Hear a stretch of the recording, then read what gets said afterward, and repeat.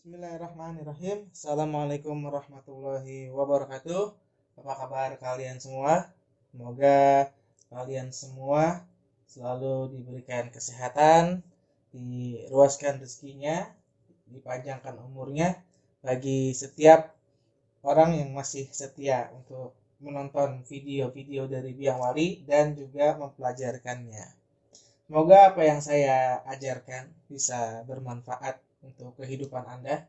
Kemudian nanti Anda bisa memberikan sesuatu yang bermanfaat juga kepada orang lain. Baik, pada hari ini saya akan memberikan materi tentang mikrotik, yaitu pembahasan dasar tentang routing statik.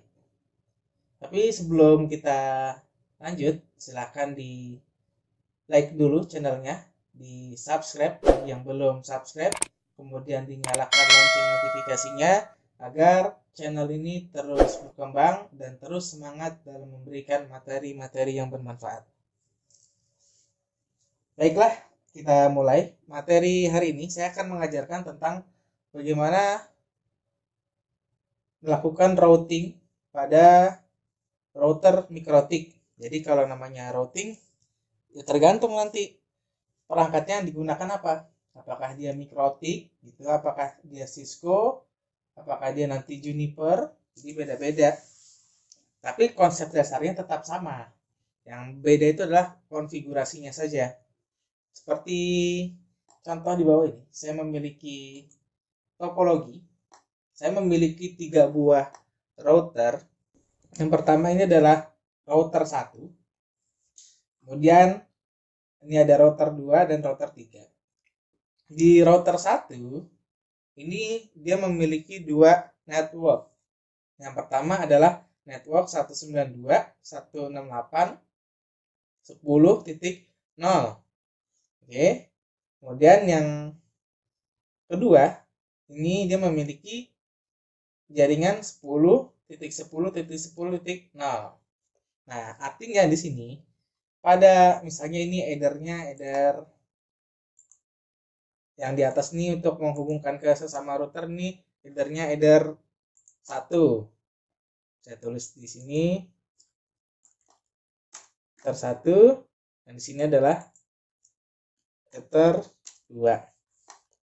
Apa hurufnya huruf besar semua. Di header 1 saya memiliki IP address 10.10.10.1. Trafficnya adalah 24. Begitu juga di header 2 saya memiliki IP 192.168.10.1/24. Nah, ini yang mengarah ke LAN-nya atau ke kliennya. Jadi nanti kliennya itu bebas IP-nya berapa? 192.168.10 mulai dari 2 sampai dengan 254. Nanti gateway-nya adalah IP dari header 2 ini, yaitu 192.168.10.1. Dan nanti kalau misalnya dia punya internet, supaya kliennya dapat internet, berarti dia harus masukkan DNS. DNS-nya juga sama. Header-nya adalah header 2, yaitu 192.168.10.1. Nah, router 1 ini dia mengarah ke atau terhubung ke router 2 di sini. Di mana di router 2 di sini juga saya masukkan header-nya header 1. Nah, header 1 antara header 1 pada router 1 dengan header 1 yang ada di router 2, ini dia harus memiliki jaringan yang satu segmen. Artinya dalam satu jaringan. Sebagai contoh di sini kalau misalnya kita pakai prefix 24, berarti di sini 10.10.10 di sini 1, berarti di sini 2. Jangan di header 1 IP-nya 10.10.10.1, di header 1 pada router 2 ini IP-nya 192, 168, 137, ya nggak nyambung jadinya. Gitu. Jadi kalau kita ping nih dari header 1 ke header 1 yang ada di router 2, ya dia nggak nyambung RTO statusnya. Seperti itu. Itu kalau kita pakai yang prefixnya 24. Ya, kalau misalnya dia pakai prefix 8, ya lebih banyak lagi. Seperti kita di ISP itu IP public kan beda-beda, tapi kalau prefiknya 8 dia bisa terhubung, atau prefiknya 16 seperti itu. Nah, intinya antara router 1 dengan router 2 ini jalurnya itu harus satu segmen seperti itu.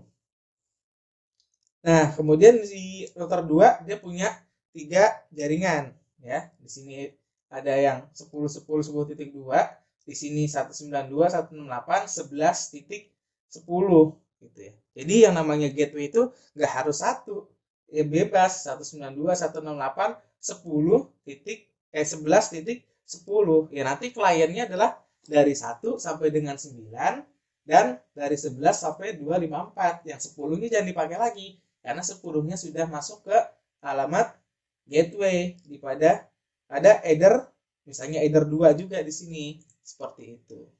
Nanti untuk yang ke arah router 3-nya, router 2 ini memiliki IP 200.200.200.1. Oke, di router 3 headernya juga yang sebelah sini yang terhubung ke router 2, dia memiliki IP 200.200.200.254. Jadi yang namanya penghubung antara router 1 dan router 2 atau router 2, router 3 ini juga enggak harus dengan IP belakangnya 1. Ya berapa aja, tentuin aja. Yang penting selama itu masih dalam satu segmen jaringan.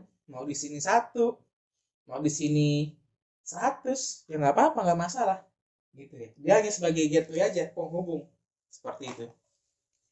Kemudian di router 3 ini dia memiliki kliennya 192.168.11 titik bebas nih, berapa aja, yang penting jangan pakai IP belakangnya 100 karena 100 ini menjadi alamat gateway untuk kliennya.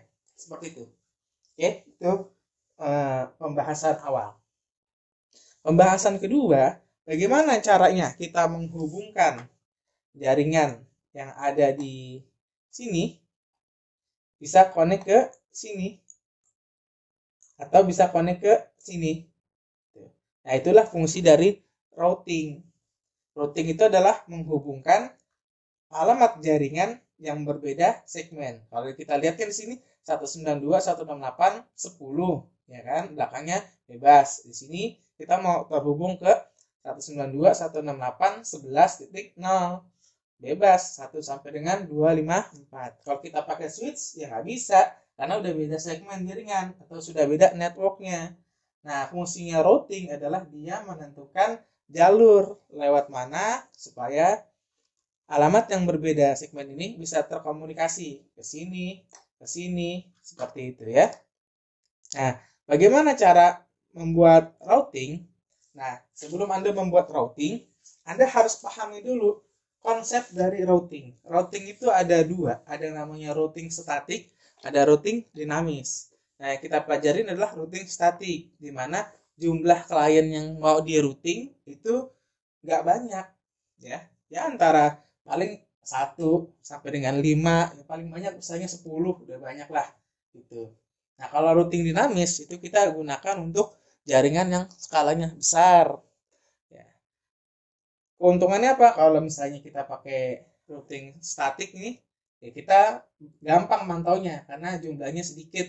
Ya, alamat yang kita masukin juga di tabel routingnya juga bisa kita atur, kita bisa kita pantau. Tapi kalau routing statik karena dia jumlahnya banyak, kita harus butuh sesuatu yang cepat dan efisien. Gitu. Makanya nggak cocok misalnya Anda mau membangun jaringan warnet, tapi pakai routingnya routing dinamis. Ya, pakai aja routing statik, nggak apa-apa. Nah, konsep dari routing statik itu adalah, ini adalah rumusnya. Anda rumus untuk routing statik adalah saya lebarkan dulu. Ini dari mana mau kemana, kemudian lewatnya lewat mana. Oke, saya buat rumus dari routing statik adalah dari mana mau kemana lewat mana gitu. Sebagai contoh, saya mau dari mana, dari sini. Saya besarkan dulu nih, saya mau dari sini Mau kemana? Saya mau ke sini.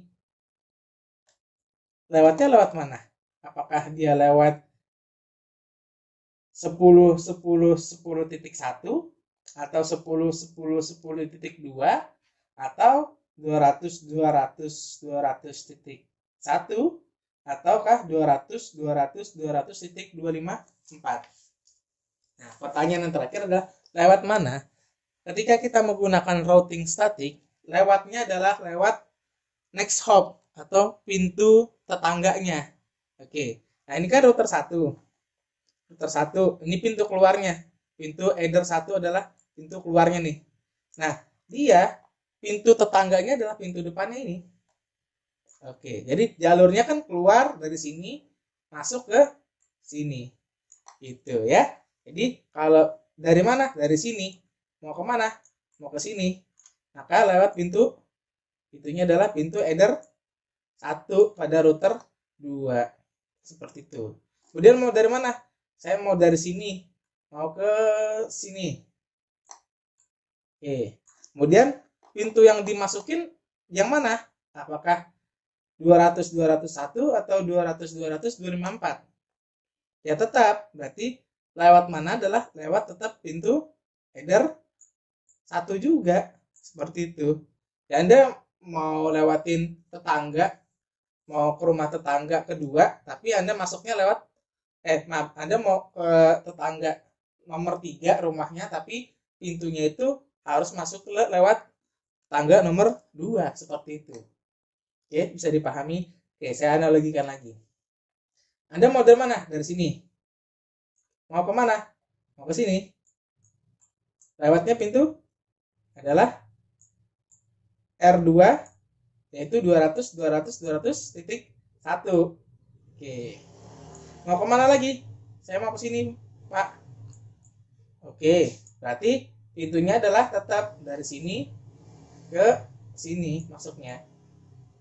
Seperti itu. Oke, lagi contohnya. Misalnya ini. Sekarang yang tengah. Dari sini. Mau kemana? Mau ke sini. Lewat pintu? Lewat pintu yang sini. Jadi next hop ya. Pintu tetangga depannya. Kemudian dari sini. Mau ke sini. Oh, saya hapus nanti. Dari sini ke sini. Maka pintunya adalah lewat header 10 10 10.1. Jadi seperti itu konsep routing statik. Dari mana mau ke mana, lewatnya lewat mana. Itu dulu harus dipahamin. Seperti itu.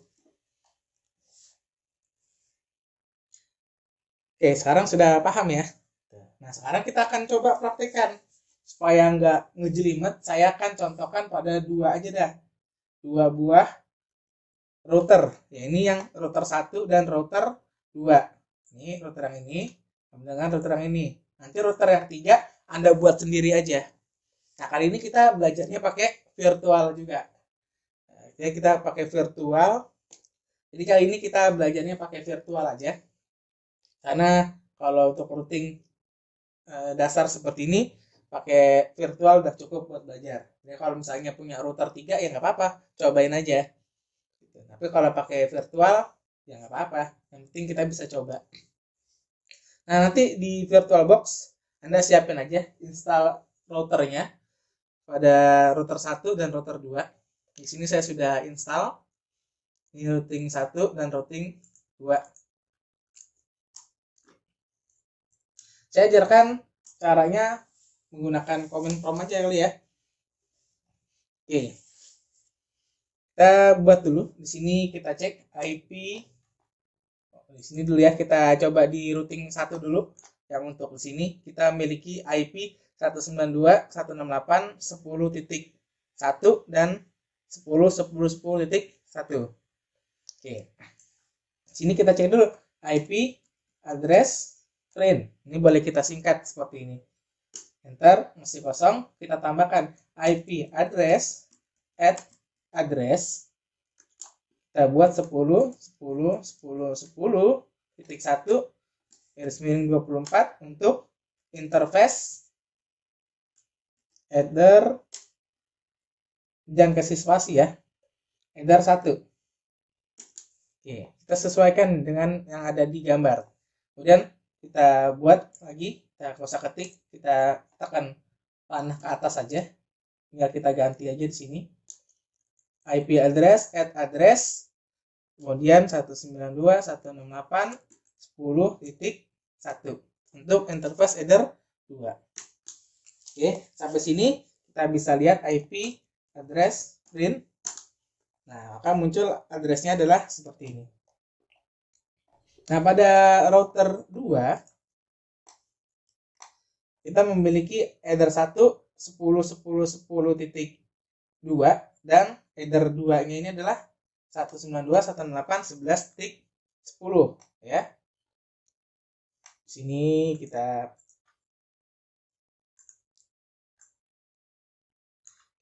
IP address kita cek dulu.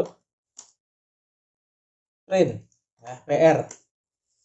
Tidak ada, kita buat IP address, add address,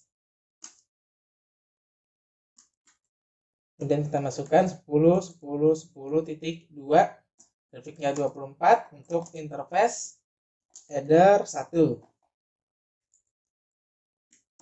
Dan kita masukkan lagi untuk interface header 2-nya itu adalah 192.168.11 ya, titik 10. Oke. Coba kita pastikan dulu antara router 1 dan router 2 ini bisa terhubung nggak ya, atau sebaliknya dengan cara apa? Ping aja, ping 10.10.10.1. Nah, ini statusnya sudah bisa dari router 2 ke router 1. Nah, kita cek juga dari router 1 ke router 2. 10.10.10.2. Oke, sudah nggak ada masalah ya sampai di sini. Nah, sekarang baru kita routing routernya ini dengan perintah ada di sini IP route. Kemudian kita add, kemudian kita bisa dilihat di sini DST address sini ya. Jadi tujuannya destination address. Jadi IP route kita tambahkan sebuah role baru. Kemudian tujuannya mau kemana? Ingat, tujuannya mana? Kan dari sini nih. Dari router sini.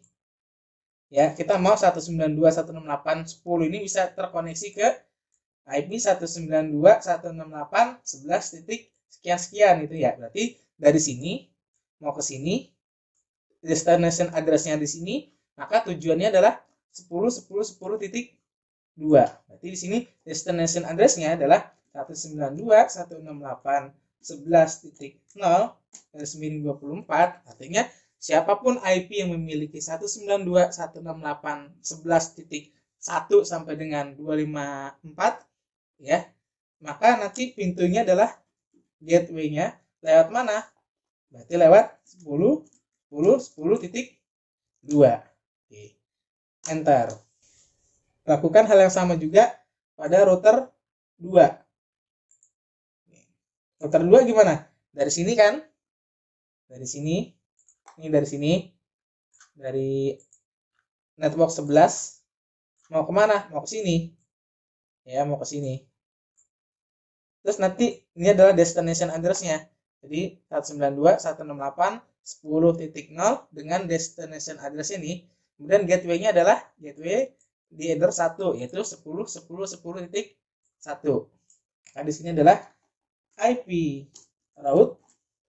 Kemudian kita masukkan add, tambahkan role baru, kemudian DST destination address-nya adalah 192.168.10 10 titik misalnya titik 1 ya, sesuai dengan topologi. Jangan lupa grafiknya 24, kemudian bikin 1. Kalau 1 doang berarti hanya 1 user aja ya, 1 klien aja. Tapi kalau misalnya banyak, ini harus 0 seperti ini, jangan sampai salah.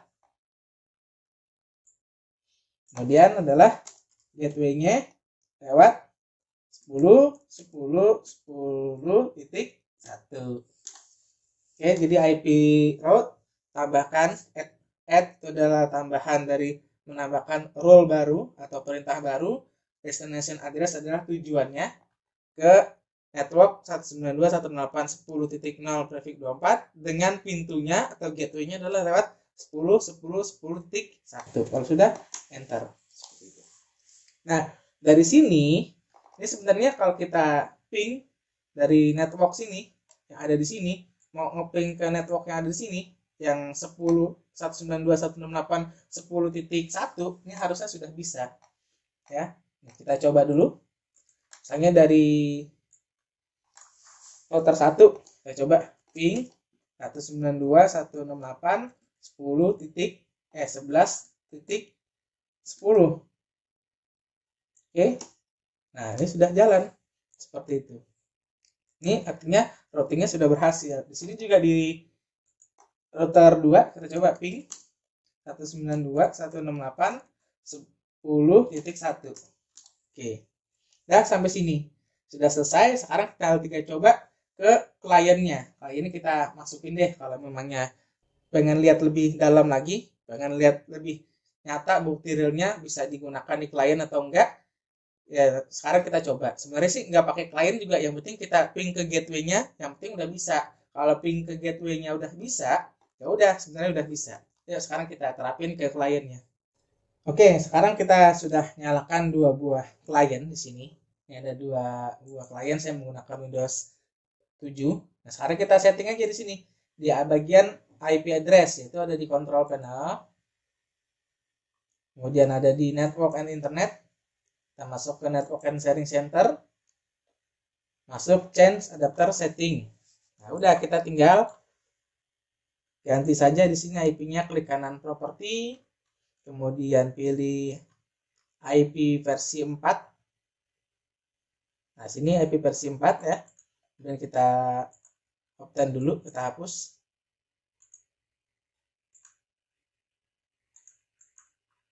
Nah, kita masukkan saja di sini 192.168. Di sini adalah 10 ya. Misalnya klien itu berapa? Bebas. Mau misalnya mau 50. Yang penting batasnya adalah 2 sampai dengan 254. Kemudian masukkan gateway-nya, alamat IP dari nih. Ya, kalau di header 1 berarti alamat IP-nya adalah 192.168.10.1. Di sini IP-nya 192.168.10.1. Kalau sudah oke. Nah, close saja. Nah, begitu juga untuk klien 2-nya yang terhubung ke router 2. Kita close saja dulu. Oke, kalau kita settingnya sama di control panel, atau Anda bisa di bagian sini aja. Klik kanan paling bawah nih, open network and sharing center. Anda bisa langsung ke bagian change adapter setting. Masukkan IP-nya. Ini adalah jaringan yang 192.168.11 ya. Di sini kita matikan dulu. 192.168.11 titik berapa maunya? Misalnya 80. Boleh. Yang penting tadi ingat jumlahnya sebanyak dari 2 sampai dengan 254. Kemudian gateway-nya berapa? Tadi lihat di gambar adalah gateway untuk router 2 adalah 192.168.11.10. Oke. 192.168.11.10. Kalau sudah kita oke. Kita oke. Nah, kita close saja ini. Nah, sekarang kita coba nih, apakah jaringannya berjalan dengan baik. Kita buka command prompt aja ya. Saya ping dari klien 2. CMD, kita ping. Tadi IP-nya adalah 192.168.10.50. Oke, sudah berhasil, sudah ping, sudah berjalan jaringannya. Atau yang keduanya di sini. Kita coba CMD ping 192.168.10.50. 168.11.80. Pastikan juga dia jaringannya berhasil. Oke, itu adalah konsep dari routing statik. Silahkan dipelajari lagi, lakukan seperti yang saya lakukan. Kalau sudah bisa 2 routing, silahkan tambahkan lagi 1 buah routing untuk routing yang ketiga atau R3-nya.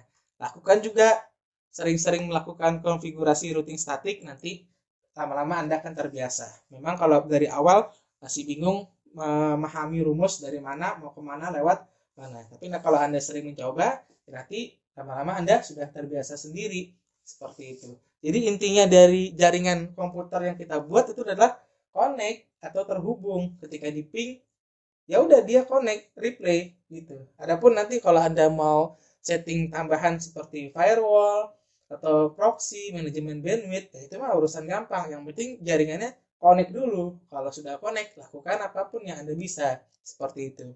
Oke, itu saja dari saya. Materi yang bisa saya sampaikan. Mohon maaf jika ada kekeliruan. Mohon dibenarkan. Saya tutup. Terima kasih telah menonton video ini. Saya akhiri. Assalamualaikum warahmatullahi wabarakatuh.